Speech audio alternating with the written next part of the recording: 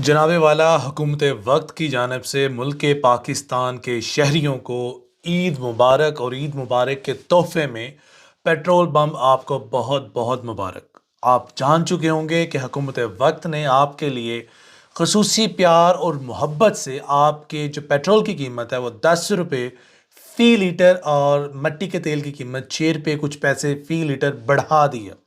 अब सवाल यहाँ पर ये उठता है, जहाँ पे एक जानिब हुकूमत वक्त अपनी जो गैर इंसानी सरगर्मियों में मुलव्वस पाई जाती है, जिसकी हालिया दिनों की मिसाल अली अमीन गंडापुर, इफ्तिखार घुम्मन, अली जैदी, इसके साथ साथ वकास समजद, ये 4-5 लोग हैं जिनको या तो ज़बरदस्ती गिरफ्तार किया गया है या उनको लापता किया गया है। और अगर मैं बात करूँ, ये बड़ी एक दिल खराज सी बात है कि अली जैदी को जिस तरीके से गिरफ्तार करके घसीट कर ले जाया जा रहा था वो भी यकीनन दिलसोज था। और हुकूमत वक्त इस वक्त एक जानिब जहाँ बड़े बड़े दावे कर रही है कि हम जो दर्स देते हैं सब्र का, हम पीस टॉक आपको ऑफ़र करते हैं, हम ये करते हैं, हम वो करते हैं, और जहाँ पर चहमगोइयाँ पाई जा रही थी, हुकूमत वक्त जो है किसी भी किस्म पे जो है वो शफाकियत नहीं करना चाहती, जुल्म बर्बरियत नहीं करना चाहती। ये पाकिस्तान तरीके इंसाफ के लोग हैं, ये शिद्दत पसंद है। तो ये यकीनन जो पिछले 10, 11, 12 माह का जो टेन्योर था, इस टेन्योर के अंदर हर वो गैर इंसानी काम इस मुल्क पाकिस्तान में किया गया जिसकी नज़ीर नहीं मिलती। और इस मुल्क पाकिस्तान को हमने इतना आइसोलेट कर दिया कि इस मुल्क पाकिस्तान के अंदर एक पॉलिटिकल जमात के लोग इतना आइसोलेट हो चुके हैं, जो उनमें से बात करता है, जो उनमें से आवाज़ उठाता है, जो उनमें से बोलने की जुर्रत करता है, उसको पाबंद सलासल किया जाता है। और हस्बे तौफीक, हस्बे इस्तात, हस्बे उसके स्टेटस, किसी पे 2 FIRs, किसी पे 100 FIRs, किसी पे 150 FIRs, यानी कि FIRs तो हमने मजाक बना कर रखनी है। अब ईद का वक्त करीब आ रहा है और सुनने में आ रहा है कि हुकूमत वक्त एक और एडवेंचर करने जा रही है। उससे पहले कि मैं एडवेंचर की बात आपसे करूं, एंकर इमरान रियाज खान ने एक बड़ी प्यारी ट्वीट की है। वो कहते हैं नए और पुराने, देखिए आर्मी चीफ ने बात की थी, नए और पुराने पाकिस्तान की बात ना करें, मौजूदा पाकिस्तान की बात करें, इसको कैसे बेहतर करना है। एंकर इमरान रियाज खान ने बड़ी प्यारी बात की, उनका नए और पुराने पाकिस्तान के मुतबादिल हमारे पाकिस्तान पर हम सब का इतना ही हक तस्लीम किया जाएगा क्या?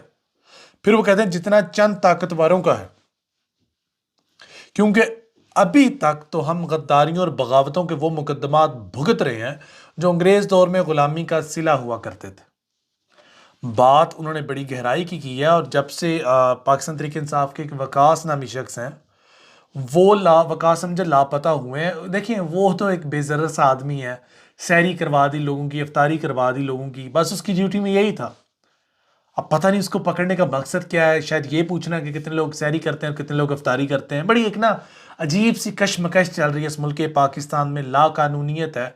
हमने देखा कि कल जो वकला ने गोल मेज कॉन्फ्रेंस की और पाकिस्तान के टॉप लेवल के वकला वहाँ पर बैठे हुए थे, मुत्तफ़िक़ा फ़ैसला यही था कि हर कीमत पर आइन का बोलबाला होगा, कानून का बोलबाला होगा, जो कानून कहता है वही होगा, और बिलखसूस इलेक्शंस अपने वक्त पर होने चाहिए। लेकिन क्या हुकूमत वक्त इस कानून की एहतराम करती है या इस कानून को अपनी जूती की नोक पर रखती है?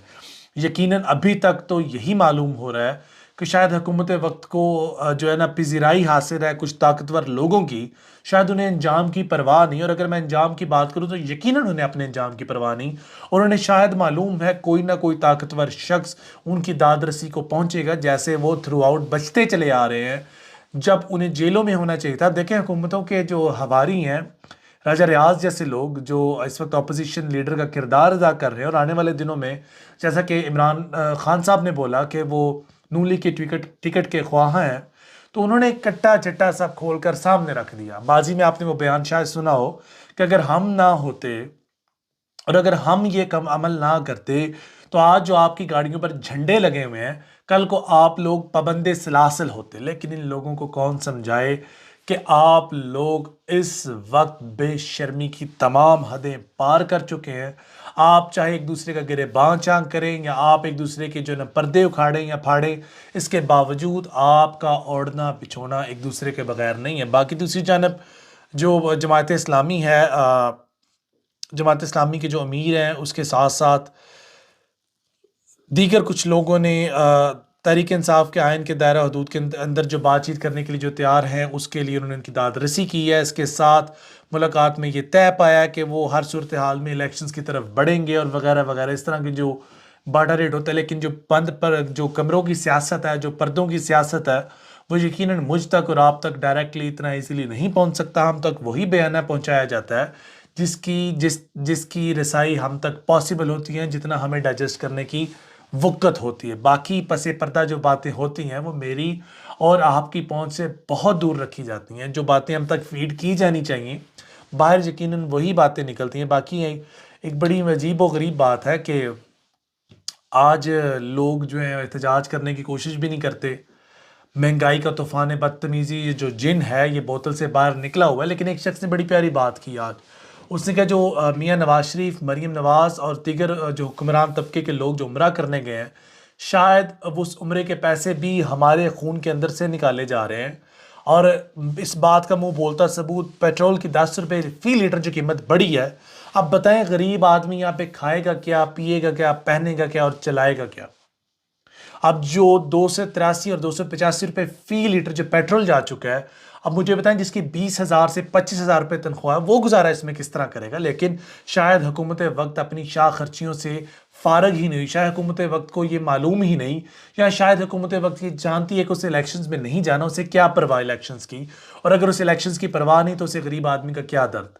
गरीब आदमी का दर्द तो आपको तभी ही होता है जब इलेक्शन सर पे होते हैं। अभी आपका अल्लाह मेरा और आप सब का हम युनासर हो, और अल्लाह पाक जो हालात इस मुल्क के पाकिस्तान पर चल रहे हैं उसमें हम सब का हम युनासर हो। बुरा वक्त है, इंशाल्लाह गुजर जाएगा, लेकिन किस कॉस्ट पर, ये एक सवालिया निशान है जिस पर मुझे आपसे वक्तन फ़वक्तन बात करनी है और आपकी कीमती राय अरबाब इख्तियार तक पहुँचानी है। अभी तक ले अपने होस्ट को इजाज़त दीजिए। फ़ी ईमानिल्लाह, खुश रहें, आबाद रहें। जिस शख्स ने इस मुल्क के पाकिस्तान का बुरा चाहा, अल्लाह उसकी नस्लें गारत करे। अल्लाह हाफ़िज़।